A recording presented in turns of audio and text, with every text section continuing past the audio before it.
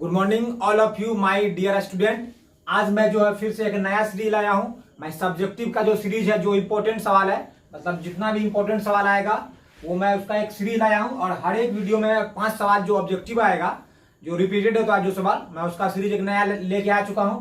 और मैं आज ऑब्जेक्टिव का लेके आऊंगा। पहले मैं सब्जेक्टिव का लेके आया था, आज मैं ऑब्जेक्टिव का लेके आया हूं। और ऑब्जेक्टिव में भी 5 ऑब्जेक्टिव जो है मैं एक वीडियो में बताऊंगा और उसका सोल्यूशन दूंगा, जो रिपीटेड है, वो हर एक साल जो है आपको कोई ना कोई स्टेट में देखने के लिए जरूर मिलेगा। तो आते हैं हम लोग पहले सवाल पर।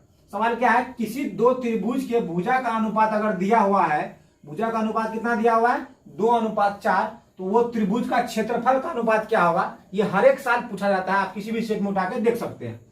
तो इसका कैसे बनाना है, जब भी भुजा का अनुपात दिया होगा, जब भी भुजा का अनुपात दिया होगा तो उसका अगर हम लोग स्क्वायर कर देंगे, अगर मान लीजिए हमको क्षेत्रफल निकालना है, अगर भुजा दिया रहेगा, भुजा क्या है, भुजा हमारा 2:4 है, तो क्या करेंगे, इसका ये दिया हुआ भुजा का अनुपात, क्या दिया हुआ, ये भुजा का अनुपात दिया हुआ है। जब बोलेगा इसका क्षेत्रफल का अनुपात निकालने के लिए, तो क्या करेंगे, दोनों का स्क्वायर कर देंगे। क्या करेंगे, दोनों का स्क्वायर कर देंगे, हमारा आंसर हो जाएगा। तो 2 का स्क्वायर कितना हो जाएगा, 4, और 4 का स्क्वायर कितना हो जाएगा, 16। मतलब हमारा आंसर कितना आएगा, 4:16। कौन सा है 4:16, ये हमारा बी ऑप्शन जो है सही हो जाएगा। ठीक है, अब आते हैं हम लोग दूसरे नंबर के। 2 नंबर का सवाल क्या कह रहा है, हम लोग आगे देखते हैं। 2 नंबर का सवाल है, वृत्त के केंद्र से दूर स्थित ई पर एक बिंदु है, स्पर्श रेखा की लंबाई जो है 12 सेंटीमीटर। स्पर्श रेखा कहाँ है, ये वृत्त के बाहर बिंदु से क्या दिया, वृत्त पर एक रेखा खींचा गया बाहर से, इसलिए इसे स्पर्श रेखा बोला जाता है। ठीक है, तो वृत्त की स्पर्श रेखा की लंबाई कितनी दी है, 12 सेंटीमीटर दिया है। उसके बाद ओ से लेके ई तक 13 सेंटीमीटर है। ये क्या है,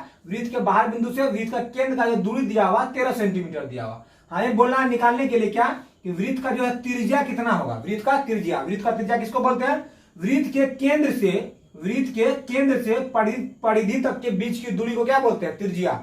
वृत्त के केंद्र से वृत्त की परिधि तक के बीच की दूरी को क्या बोलते हैं, त्रिज्या। हमें इसी का वैल्यू निकालना है। इसे हम लोग 2 तरीके से निकाल सकते हैं। जैसे कि हमको पता है कि वृत्त का केंद्र और वृत्त का जो स्पर्श रेखा उसके बीच जो 90 डिग्री का कोण बनता है। फिर समझिए एक बार, वृत्त का केंद्र से वृत्त के स्पर्श रेखा के जो भुजा पर जो लंब डाला जाता है, कितना होता है, 90 डिग्री। तो हम लोग को पता है कि ये 90 डिग्री है, तो इसके सामने क्या हो जाएगा, ये हो जाएगा कर्ण हो जाएगा। 90 डिग्री के सामने का भुजा कर्ण कहलाता है। ये हो जाएगा आधार आपको, तो ये हमको निकालना है।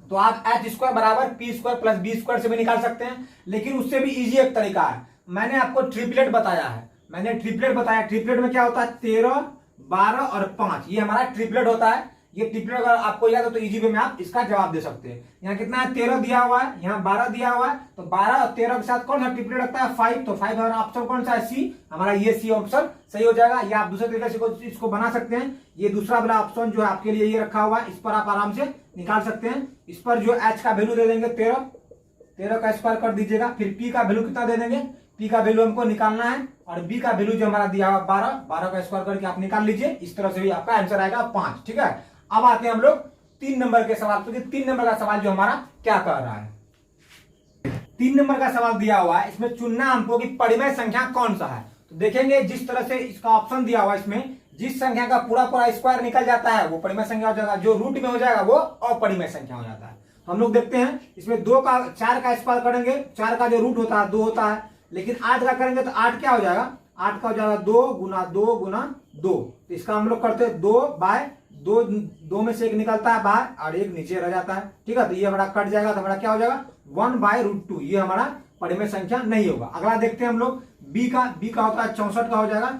64 जो होता है वर्ग रूट में इसका होता है 8, अब 25 का होता है 5। तो ये हमारा परिमेय संख्या है, बी ऑप्शन सही है। तीसरा का देखते हैं तो 2 का निकल जाएगा, 4 का निकल जाएगा 2, लेकिन 5 का नहीं निकलेगा, तो 5 रूट में रह जाएगा। ये भी हमारा ऑप्शन नहीं होगा। तीसरा देखते हैं 2 का तो नहीं निकलता, तो √2 में 2 रह जाएगा। 9 का जो अगर वर्गमूल निकालते 3 होता है, तो ये भी हमारा नहीं है। तो हमारा ऑप्शन कौन सा हो जाएगा, बी ऑप्शन हमारा सही हो जाएगा। ठीक है, अब हम लोग आते हैं 4 नंबर के सवाल पे, कि 4 नंबर का सवाल हमसे क्या पूछ रहा है। हम लोग का 4 नंबर का सवाल क्या बोल रहा है कि cos 90 डिग्री माइनस थीटा बराबर क्या होता है। ये सवाल भी आपको हर एक साल देखने के लिए ऑब्जेक्टिव टाइप में जरूर मिलेगा। तो इसका सॉल्यूशन क्या होता है, हमको पता है कि cos 90 डिग्री माइनस थीटा बराबर क्या होता है। तो cos का उल्टा क्या बीच में मानेंगे, जब भी 90 डिग्री का बात करेंगे तो cos का उल्टा हो जाएगा sin। तो हमारा जो आंसर है क्या हो जाएगा, cos 90 डिग्री बराबर cos 90 डिग्री माइनस थीटा बराबर होता है sin थीटा। तो हमारा ऑप्शन जो है वो 4 नंबर होगा। इसी तरह से दूसरा आता है कि sin 90 डिग्री माइनस थीटा बराबर क्या होगा, इसका हो जाता है कॉस थीटा। इसी तरह से हमारा आता है टेन का, टेन 90 डिग्री माइनस थीटा बराबर क्या होता है, टेन का उल्टा होता है कॉट, इसका होगा कॉट थीटा। इसी तरह से आएगा cos cosec 90 degree minus theta बराबर क्या होता है, इसका इसका आंसर हो जाएगा हमारा सेक थीटा। इसी तरह से हमारा लास्ट एक सवाल आता है सेक 90 डिग्री माइनस थीटा बराबर क्या होता है, ये हो जाएगा आपको कॉसेक थीटा। तो एक सवाल से आप देख रहे हैं कितना सवाल बन रहा है, इससे हर एक साल कोई ना कोई ऑब्जेक्टिव आपसे पूछा जाएगा 100%। ठीक है, अब आते हैं हम लोग 5 नंबर के सवाल पर। हम लोग का 5 नंबर का सवाल क्या है, प्रायिकता से है, बहुत ही इंपॉर्टेंट सवाल है और हर एक साल आपको देखने के लिए साल जरूर मिलेगा। सवाल क्या है, किसी घटना की प्रायिकता क्या नहीं हो सकती है। हमारा ऑप्शन 4 दिया हुआ है, इसमें से चुनना है कौन सा ऐसा इसका ऑप्शन दिया हुआ है जो इसका आंसर नहीं होगा। तो कोई भी घटना की प्रायिकता क्या नहीं हो सकती है, देखते हैं। ये जो 4 दिया हुआ है ये हो सकता है, ये जो दिया हुआ है ये भी हो सकता है, ये भी हो सकता है। किसी भी घटना की प्रायिकता कभी भी माइनस में नहीं होती है, हमें याद रखना है।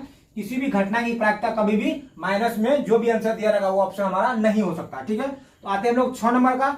6 नंबर का सवाल आपको खुद से इसका जवाब देना है कमेंट में, अगर आप जानते हैं। अगर नहीं जानते हैं तो मैं एक बार फिर से बता देता हूं कि साइन थीटा बराबर कॉस थीटा, मतलब थीटा का ऐसा कौन सा वैल्यू है, थीटा का ऐसा कौन सा मान रखेंगे इसमें से ऑप्शन में से जो कि दोनों तरफ उसका वैल्यू बराबर करेगा। फिर समझ लीजिए, दोनों जगह थीटा का ऐसा कौन सा वैल्यू लेंगे इस ऑप्शन में से जिसका दोनों तरफ का आंसर बराबर आएगा, ये आपको कमेंट में देना है। अगर आप नहीं देते हैं तो मैं अगले ऑब्जेक्टिव का जो सीरीज है मैं इसका जवाब जरूर दूंगा। Okay, thank you.